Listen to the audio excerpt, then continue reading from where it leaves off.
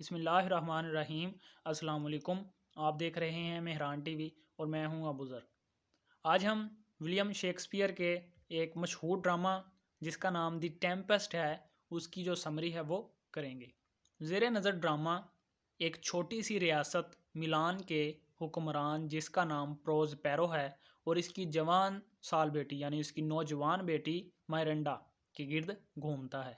Prospero पढ़ने लिखने का शौकीन हुक्मरान था और हर वक्त अपने मुतालिया और किताबों में खुबा रहता था यानी खोआ रहता था, इतना उसे मुताले का शौक़ था। चुनाचा इसने गैर अलानिया तौर पर रियासत का जो इंतज़ाम है वो अपने भाई एंटोनियो के स्पुर्द कर रखा था। इन हालात से फ़ायदा उठाते हुए एंटोनियो ने तख्तो ताज पर कब्ज़ा करने की ठान ली और नेपल्स जो कि नेबर है, ये दोनों मिलान और नेपल्स जो हैं वो इटली के इलाके हैं। नेपल्स के बादशाह के साथ मिलकर एक साजिश तैयार की और अपने भाई प्रोस्पेरो को ना सिर्फ तख्तो ताज से महरूम कर दिया बल्कि उसे मुल्क बदर भी कर दिया यानी मुल्क से निकाल दिया। जिन वाक़यात का जिक्र अभी हमने किया है वो स्टेज पर रूनुमा नहीं होते बल्कि हमें प्रोस्पेरो की ज़ुबानी इनका पता चलता है।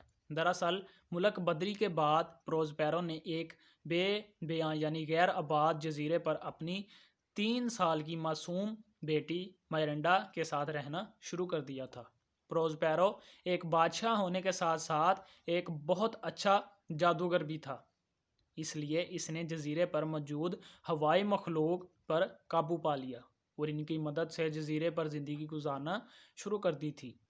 दरअसल प्रोस्पेरो की आमद से कबल इस गैर आबाद जजीरे पर एक चुड़ैल जिसका नाम साइकोरेक्स है उसका राज था, जिसके एक बदरू या द्यो से ताल्लुकात के नतीजे में एक बच्चा जिसका नाम कैलीबैन है वो पैदा हुआ। कैलीबैन का मुआजना हम गुलिवर ट्रेवल्स के याहू जो उसमें एक नस्ल है, एक करैक्टर्स हैं, उनसे कर सकते हैं, क्योंकि कैलिबान एक अजीबुल खलकत इंसान था जो सिर्फ अपनी नफसानी ख्वाहिशात की पैरवी करता था।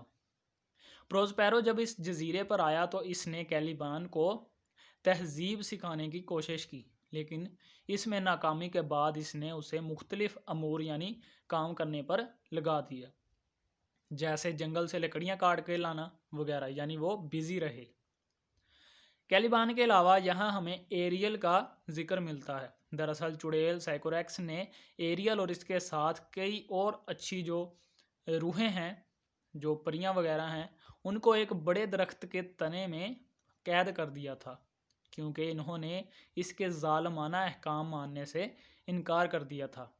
प्रोस्पेरो की आमद से कुछ अरसा पहले इस चुड़ैल साइकोरेक्स का इंतकाल हो गया था। चुनाचा प्रोस्पेरो ने इन तमाम अच्छी जो रूहें, ये चुड़ैलें जो परियां वगैरह हैं, उनको अपने जादू की मदद से आज़ाद कर दिया और अब वो प्रोस्पेरो के जो हैं अहकाम बजा लाते थे, यानी उसकी बात मानते थे, जो वो कहता था वो करते थे। ड्रामे का आगाज़ एक ज़बरदस्त समुद्री तूफ़ान से होता है। ये क्योंकि प्ले का टाइटल भी है टेम्पेस्ट मीन तूफ़ान, और हमें ये पता चलता है कि इस तूफ़ान में एक बहरी जहाज़ गर्क हो गया है। दरअसल इस जहाज़ में प्रोस्पेरो का भाई एंटोनियो और नेपल्स का बादशाह और इसका बेटा फर्डिनेंड अपने मुलाजमों के साथ सफ़र कर रहे थे और इत्तफाकन इनका गुज़र प्रोस्पेरो के जजीरे के पास से होता है। चुनाचा प्रोस्पेरो अपने जादू के ज़रिए एक खौफनाक समुंदर की सतह पैदा करता है, यानी वो अपने जादू के ज़रिए तूफ़ान पैदा करता है, जिसके नतीजे में अगरचा किसी को चोट नहीं लगती, ताहम तमाम लोग एक दूसरे से जुदा हो जाते हैं, बिछड़ जाते हैं और तन्हा जंगल में घूमते हैं एक दूसरे को ढूंढते हुए। प्रोस्पेरो इन सब का हाल मालूम करने के लिए एरियल को रवाना करता है, जो इसे बताता है कि तमाम लोग अगर चाहे एक दूसरे से अलग अलग जंगल में आगे बढ़ रहे हैं, ताहम वो मुकम्मल तौर पर महफूज हैं।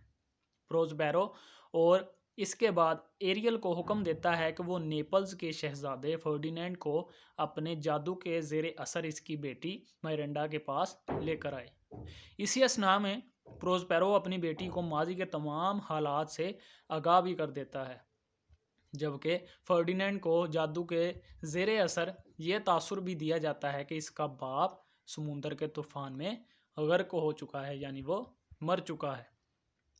फर्डिनेंड जब मायरेंडा को देखता है तो फ़ौरन इसकी मोहब्बत में जो है वो गिरफ्तार हो जाता है, जबकि जो मायरेंडा है उसने भी अपने बाप के अलावा कभी कोई मर्द नहीं देखा होता, इसलिए वो फर्डिनेंड की जो शक्ल सूरत है, उसकी जो खूबसूरती है वो देखकर मुतासर होती है उससे।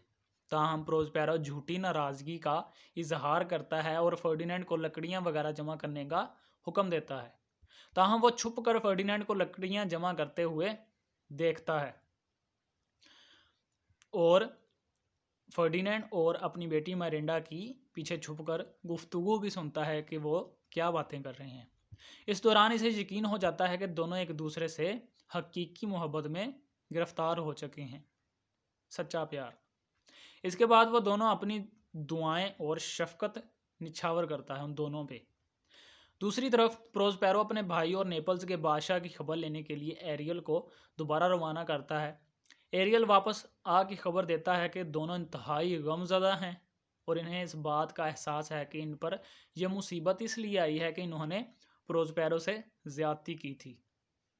इस पर प्रोस्पेरो इस बात का हुक्म देता है कि इन्हें भी पेश किया जाए। जब प्रोस्पेरो अपने भाई एंटोनियो और नेपल्स के बादशाह से मिलता है तो वो मुआफ़ी मांगते हैं उससे। प्रोस्पेरो इन्हें खुले दिल से माफ़ कर देता है। नेपल्स के बादशाह की खुशी इस वक्त दीदनी होती है, यानी देखने के काबिल होती है, जब उसे पता चलता है कि इसका बेटा फर्डिनेंड भी ज़िंदा है। वो भी मिरांडा की खूबसूरती और मासूमियत से बहुत मुतासर होता है और फ़ौरन इसे अपनी बहू बनाने का जो है वो ऐलान कर देता है। ड्रामे के अख्ताम पर प्रोस्पेरो नाजरीन से, ऑडियंस से मुखातब होता है और कहता है कि वो अपनी जादू की किताबों और दूसरी मुतल्लिका चीज़ों को समुद्र में गर्क कर देगा और आइंदा जादू का इस्तेमाल नहीं करेगा। वो एरियल को भी आज़ाद कर देता है और अपने भाई के साथ वापस अपनी रियासत मिलान जो है वो उसमें चला जाता है, जहां इसकी बेटी की शादी नेपल्स के शहजादे के साथ धूमधाम से सरंजाम पाती है। Happy ending. उम्मीद है इस स्टोरी को, इस प्ले को सुनते हुए आपके जो माइंड है आपका, उसने 4K अल्ट्रा HD में बहुत ही प्यारी वीडियोस और पिक्चर्स जो हैं इस सेटिंग की वो बनाई होंगी। तो अगर ऐसा है तो आप कमेंट करके बता सकते हैं, क्योंकि ये हमारे माइंड की पावर होती है कि जो कुछ हम सुनते हैं वो विजुअली हमारे जो माइंड है वो उसे कंस्ट्रक्ट करता है। और ऐसा जो है इतना प्यारा जो सिनेमा है उसमें भी इतनी प्यारी जो पिक्चर है वो नहीं बनती जितनी हम